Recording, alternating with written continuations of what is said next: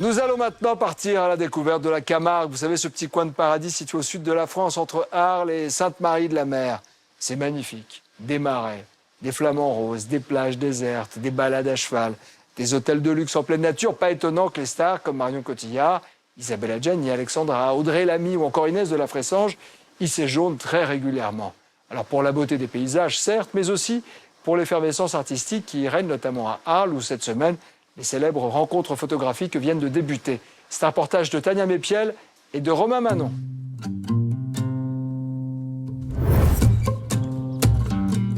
En plein cœur de la Camargue, entouré d'étangs et de taureaux,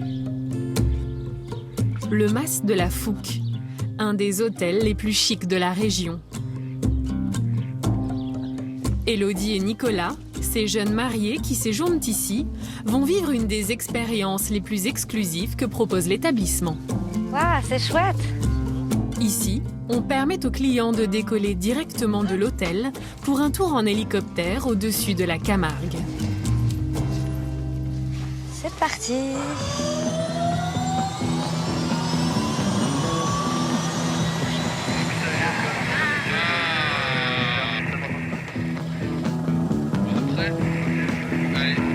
Le couple a beau vivre à 1 heure d'ici, à Montpellier, il n'a jamais vu à quoi ressemble vraiment la Camargue, et encore moins depuis le ciel. Waouh, c'est vraiment magnifique. C'est tellement sauvage. On n'imagine pas du tout ce genre de paysage à quelques minutes, on va dire, d'une grande ville comme Montpellier. La région abrite des plages désertes très difficiles d'accès. Là, ces plages, elles sont accessibles que par cheval ou à pied. Et comme vous pouvez voir, il n'y a absolument personne sur les plages. Ah, regarde, on voit les marais. Marais salants, roses. Et bien sûr, un des joyaux de la Camargue, ce sont ces marais salants qui doivent leur couleur rose à des petites algues microscopiques. Non mais cette couleur est sublime. Et c'est complètement irréel de voir une surface rose comme ça.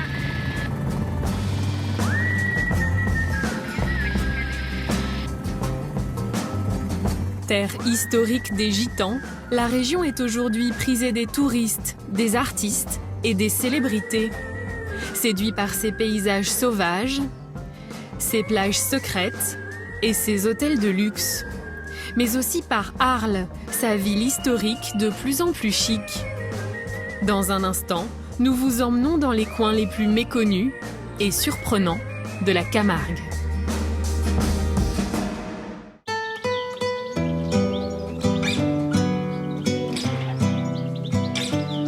Le Mas de la Fouque, qui propose des tours en hélicoptère, est situé en plein cœur du parc naturel de Camargue.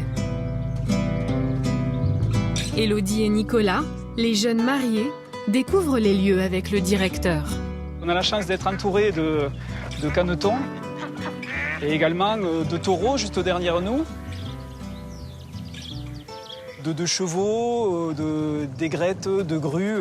Ils sont complètement à l'état sauvage et on vit en fait au milieu d'eux. Alors je vais vous présenter maintenant Marius. Ce mas a longtemps appartenu au célèbre producteur Gérard Louvain. Et il y a quelques années, il a légué au nouveau gérant son ancien animal de compagnie. Bonjour Marius. Marius donc qui a 8 ans et qui nous fait le plaisir de partager ses journées avec nous. Marius, la mascotte de l'hôtel, un perroquet brun séducteur. Il a un rapport privilégié avec les femmes et après, dès qu'un homme approche, il est un peu plus taquin, enfin, il essaie un peu de piquer. Il y a quelques semaines, Marius séduisait les actrices Alexandra et Audrey Lamy, venues en vacances à l'hôtel, tout comme Isabelle Adjani ou Marion Cotillard. L'hôtel cultive un esprit bohème chic. Chambre avec vue sur la nature. Et plus pittoresque encore, 3 roulottes gitanes. Sarah, Marie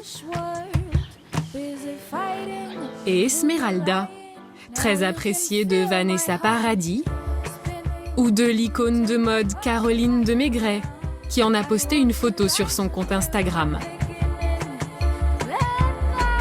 Et si tout ce beau monde vient ici, c'est aussi pour les excursions que propose l'hôtel. Allez, c'est parti. Voilà, là, on va descendre le petit Rhône jusqu'à l'embouchure. Et après, je vous amènerai sur les plages du Grand Radeau pour le pique-nique. Ce jour-là, Greg, comme tout le monde l'appelle ici, emmène le couple pour un tour en bateau sur le petit Rhône qui traverse la Camargue. Les berges de cette partie du Rhône sont restées très sauvages. On y croise des chevaux en liberté ou des taureaux qui viennent se rafraîchir. Voilà, on arrive à l'embouchure. Le petit Rhône finit par se jeter dans la mer.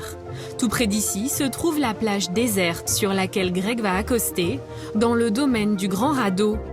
Il emmène le couple dans son repère, cette cabane de Robinson Crusoe, où il a notamment emmené Alexandra Lamy il y a 3 semaines. Là, on va être très très bien. Ouah, tout en bois flotté, c'est magnifique. 100% nature.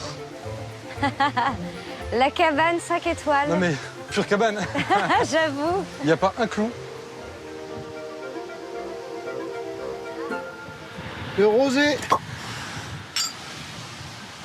Greg tient à garder cet endroit secret. Il ne fait pas de publicité et emmène ici les clients de certains hôtels uniquement. Quand il y a du monde qui veut venir, c'est 2 personnes, 4 personnes maximum. Pour que les gens du village soient tranquilles, que les gens de chez nous soient tranquilles, et faire découvrir à quelques gens, mais au compte-gouttes. Voilà. C'est un honneur. Merci.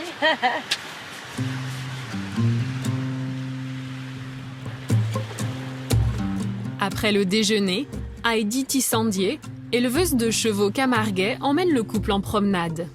Alors là, ce qui serait génial, c'est que vous veniez derrière moi. Les chevaux sont très très calmes et en file indienne. Là encore, ils vont être seuls au monde, car l'accès à cette plage est très limité.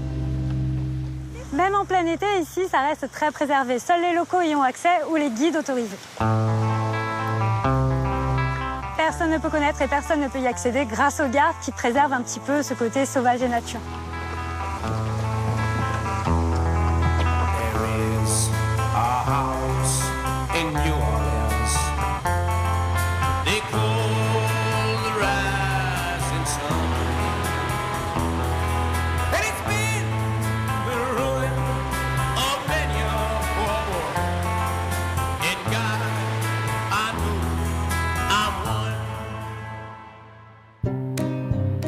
Et aujourd'hui, la Camargue n'attire pas que les vacanciers. Beaucoup d'artistes aussi apprécient ces grands espaces. À quelques kilomètres, le domaine mythique Paul Ricard, fondé par le créateur de la célèbre boisson. Ici, l'homme d'affaires amoureux de la région recevait ses amis, comme Pablo Picasso ou Salvador Dali. Qu'est-ce que c'est beau, on a une belle lumière là. Ce jour-là, 2 amis artistes ont choisi les terres de ce domaine pour photographier leur création. On peut te coiffer? Voilà, tu lui mets, je garde les chevaux, on va être bon. Est-ce que là on est bon? Ça va, je sers pas trop? Julie Baldassa et Sophie Ménadier créent des œuvres à partir d'objets précieux, de tissus anciens ou de matériaux qu'elles trouvent en Camargue. Julie imagine notamment ces couronnes, des pièces uniques inspirées des coiffes gitanes. Il y a des toutes petites perles ici, des années 1870, plaquées or. Je les ai trouvées chez un collectionneur américain. Et les sequins verts sont des années 70 aussi. C'est mystique, elles attirent des esprits de la nature. Si on les porte, on a un esprit de la nature qui vient à nous. Et on rentre en transe, voilà, c'est ça. Pour modèle, elle a choisi de faire poser ce jour-là cette jeune gardienne, le nom camarguais des éleveurs de chevaux, une des gardiennes de ce domaine. C'est beau! Ah, j'adore! Et c'est une belle forme d'Amazone camarguaise d'aujourd'hui, avec, voilà, elle a plus son chapeau, mais elle a une coiffe, elle a une couronne. La Camargue inspire les 2 artistes. Dans une première vie, Sophie était une attachée de presse parisienne influente avant de s'installer ici il y a 20 ans. Je suis née à Paris, j'ai toujours vécu à Paris, donc je passais de la rive gauche à la rive droite et c'était l'aventure, quoi, tu vois. Quand je suis arrivée ici, je me suis dit, ah ouais, c'est fou, quoi. Il y a une identité sud. La Camargue, c'est une vraie personnalité, quoi. C'est pas une région comme les autres. Ce jour-là, cavaliers et artistes portent tous une paire de bottes mythiques, la botte Guardiane, au look de cow-boy. Elle est née dans la région en 1958 et est toujours fabriquée ici, en Camargue.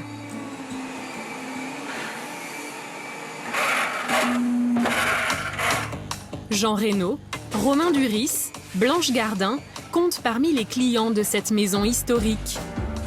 Jean Dujardin aussi, qui a même décidé de porter ses bottes personnelles dans son dernier film Le Daim.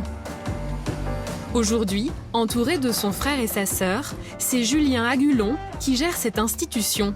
C'est leur père qui avait repris il y a 24 ans cette fabrique au bord de la faillite. En fait, il est tombé amoureux de cette botte-là. Voilà. Ce style intemporel et la qualité de ses cuirs et de ce savoir-faire. C'est ça, il est tombé red dingue de ce savoir-faire. Et il a dit, mais c'est pas possible, ça va pas disparaître. Et il a parié là-dessus. C'est la maison de luxe Céline qui relance la marque en utilisant ses bottes pour ses collections. Claudia Schiffer les porte alors dans le magazine Elle. Suivront des collaborations avec Vanessa Bruno, Jérôme Dreyfus ou Agnès B. Tous séduits par le design des bottes et la qualité du cuir.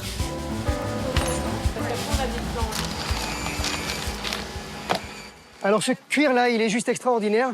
On considère, nous, que c'est le meilleur cuir du monde. Parce que c'est un cuir qui est légèrement gras. Il contient 18 à 20% de graisse. Donc c'est un cuir qui ne va pas se craqueler dans le temps, qui va se patiner.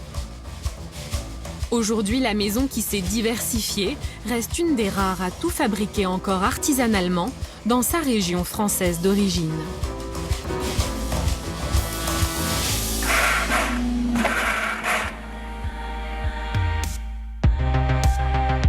Le milieu de la mode est de plus en plus séduit par la Camargue, ses paysages et ses petites villes comme les Saintes-Maries-de-la-Mer. Éric Bergère y a acquis un petit pied-à-terre il y a quelques années. C'est pour cette raison qu'il a droit, comme quelques centaines de privilégiés, à un accès à cette plage déserte. Ce styliste a travaillé pour les plus grandes maisons de couture, comme Hermès ou Lanvin. Ici, il a trouvé son refuge secret. Je voyage beaucoup, je fais beaucoup d'allers-retours entre Paris, Arles et Tokyo où je travaille 4 fois par an. Donc c'est un endroit où on peut se ressourcer, se taire et écouter la mer.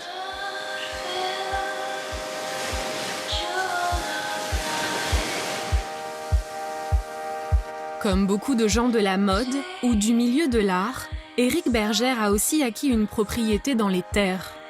Ce vieux mas, niché au cœur de la nature, le mas d'Uboki. Après des recherches, d'Uboki, ça veut dire du fou ou de l'idiot du village. Enfin, je préfère dire que je suis dans le mas du fou. Je pense que je suis un peu excentrique, donc oui, je me suis très bien fait à ce nom et que j'aime beaucoup. Ici, le styliste, un brin excentrique, y a installé son atelier.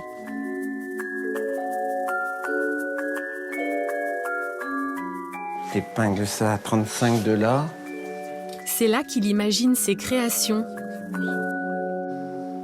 Sa signature, ce sont ses tuniques en lin. Mais là, je trouve que c'est pas mal. Ok, on fait ça alors. Ouais. Ces tuniques, il les vend notamment dans la capitale de la Camargue, Arles. Une ville que le styliste a découverte dans les années 80 grâce à son ami le couturier Christian Lacroix, enfant du pays. Éric y a ouvert une boutique où il vend toutes sortes d'objets aux influences indiennes, japonaises, gitanes et bien sûr ses créations, plébiscitées notamment par son amie et icône de mode Inès de la Fressange. Elle est venue plusieurs fois. D'ailleurs, elle a quelques robes dans sa boutique rue de Grenelle à Paris. Elle aussi, elle est amoureuse de la région, du cachet de chaque ville et d'Arles en particulier. Arles, plus que jamais à la mode. L'an dernier, c'est la maison de couture Gucci qui décidait d'y faire défiler ses mannequins pour sa collection croisière. La ville a aussi des ambitions de capital artistique avec sa nouvelle et surprenante fondation Luma, imaginée par l'architecte Franck Guéry. Et des nouvelles adresses s'ouvrent régulièrement. Laetitia Lemou, fondatrice d'un blog de voyage suivi sur les réseaux sociaux par 500 000 abonnés, est toujours à l'affût de ces nouveaux lieux branchés. Comme ce nouvel hôtel dont tout le monde parle, l'Arlatan. En fait, c'est la rencontre des genres entre le bâtiment qui est historique et le design qui a été réalisé par un artiste mexicain. Et on retrouve ces deux influences-là qui arrivent à cohabiter. Et on arrive dans ma partie qui est pour moi la préférée, qui est le spot instagrammable inratable ici, c'est les escaliers.